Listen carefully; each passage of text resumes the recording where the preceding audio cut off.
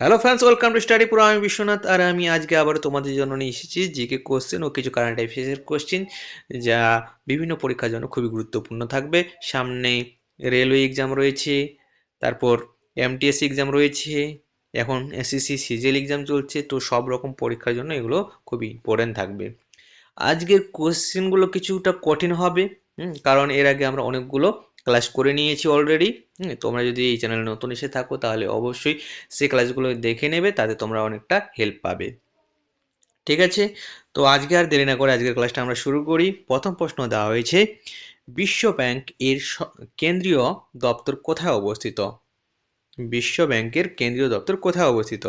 Option A New York, option B Washington DC, option C Vienna, option D Brussels. তো সঠিক উত্তর হয়ে যাবে অপশন বি ওয়াশিংটন ডিসি।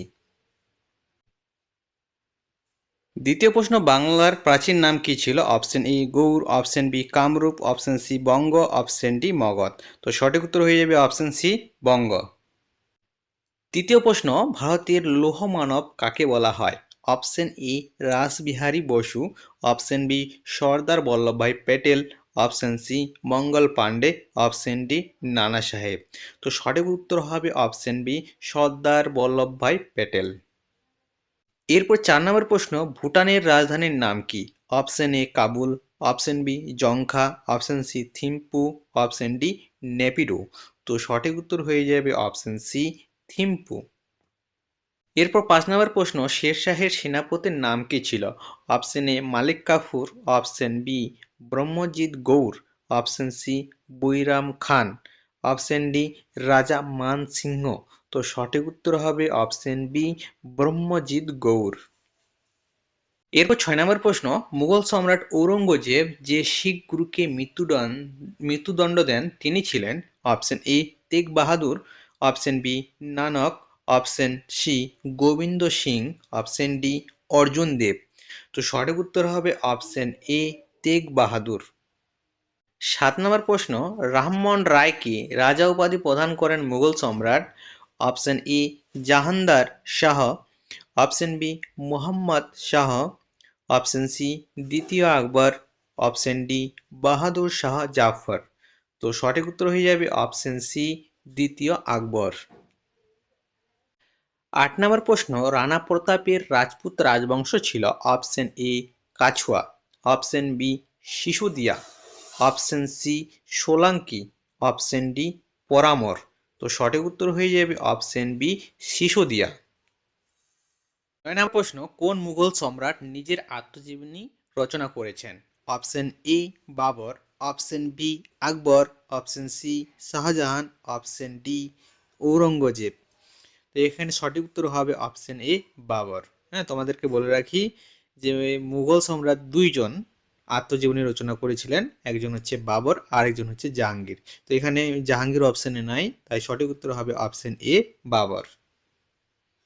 এরপর 10 নম্বর প্রশ্ন বলা হয়েছে, সতী প্রথা আইনত নিষিদ্ধ করার বছর ছিল?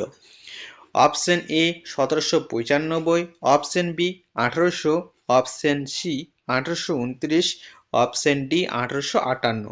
তো সঠিক উত্তর হবে অপশন সি 1829। 11 নম্বর প্রশ্ন, দিল্লির যে সুলতান দিল্লি থেকে দৌলতাবাদ রাজধানী স্থানান্তরিত করেন তিনি ছিলেন? দৌলতাবাদ এখন মানে দেবগিরি। তো option A Qutbuddin Aibak, option B Iltutmish, option C Muhammad bin Tughlaq, option D Firoz Shah Tughlaq. তো সঠিক উত্তর হবে অপশন সি মোহাম্মদ বিন তুঘলক। 12 নম্বর প্রশ্ন, মগধের কোন শাসক সিনিয়া নামে পরিচিত ছিলেন? Option A Bimbisara, option B Ajatashatru, option C Mahapadma Nanda, option D Chandragupta Maurya.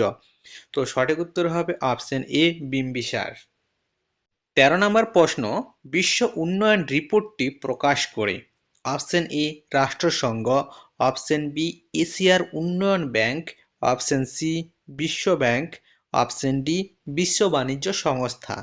তো সঠিক উত্তর হবে অপশন সি বিশ্ব bank.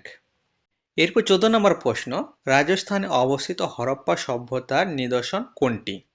Option A Mohenjodaro, option B সুকেতা জন্দার, option C Kalibangan, option D Lothal.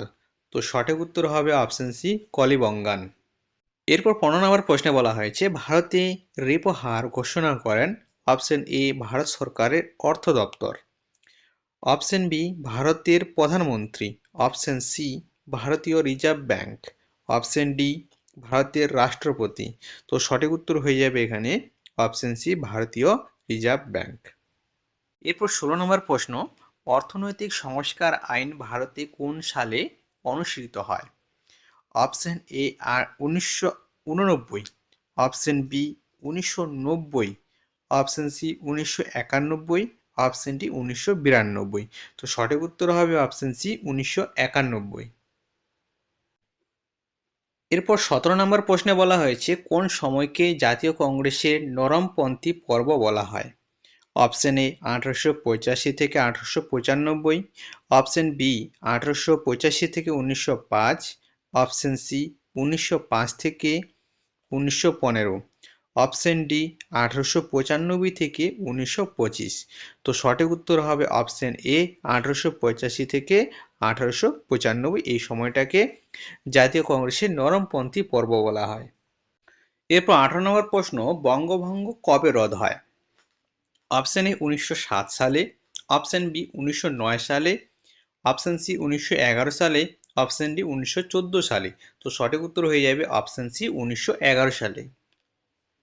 19 নম্বর প্রশ্ন, জাতীয় কংগ্রেসের প্রথম অধিবেশনে সভাপতি ছিলেন? Option A Umeshchandra Banerjee, option B Surendranath Banerjee, option C Firoz Shah Mehta, option D A O Hume. তো সঠিক উত্তর হবে অপশন এ উমেশচন্দ্র ব্যানার্জি। নম্বর প্রশ্ন, জাতীয় কংগ্রেস ও মুসলিম লীগের মধ্যে কত সালে লখনৌ চুক্তি স্বাক্ষরিত হয়? অপশন এ 1907 সালে, অপশন বি 1911 সালে, অপশন সি 1916 সালে, অপশন ডি 1919 সালে। তো সঠিক উত্তর হবে অপশন সি 1916 সালে। এরপর 21 নম্বর প্রশ্ন, ভারতের স্বাধীনতা আইন কবে গৃহীত হয়েছিল? Option A July 1947, option B June 1946, option C August 1947, option D August 1946। তো সঠিক উত্তর হবে অপশন এ জুলাই 1947। এরপর 22 নম্বর প্রশ্ন, পাকিস্তানের প্রথম গভর্নর জেনারেল কে ছিলেন?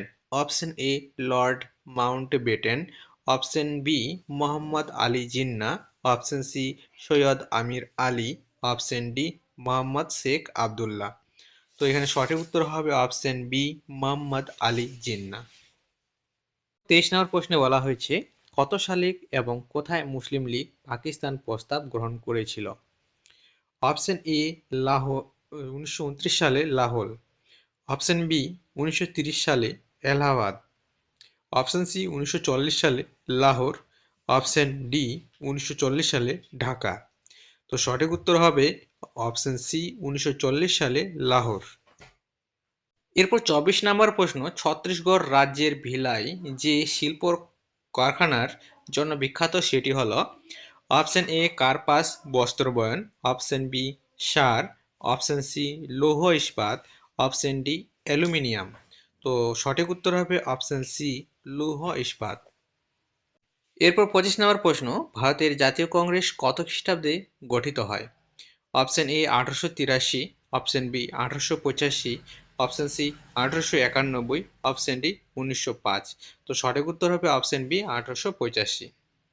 এরপর 26 নম্বর প্রশ্ন, 1946 সালে কোন মিশন ভারতে আসে? Option A Cripps mission, option B cabinet mission, option C Simon commission, option D Hunter commission. তো সঠিক উত্তর হবে অপশন বি ক্যাবিনেট মিশন। এরপর 27 নম্বর প্রশ্ন, বংশগতির পার্টিকুলেট থিওরি বা মতবাদ প্রবর্তন করেন? Option A Charles Darwin, option B Gregor Johann Mendel, option C Hermann Muller, option D T H. Morgan. তো সঠিক উত্তর হবে option B Gregor Johann Mendel. 28 নম্বর প্রশ্ন, সংবিধানের কোন ধারায় রাজ্যপালকে রাজ্যের শাসন বিভাগীয় ক্ষমতা দেওয়া হয়েছে?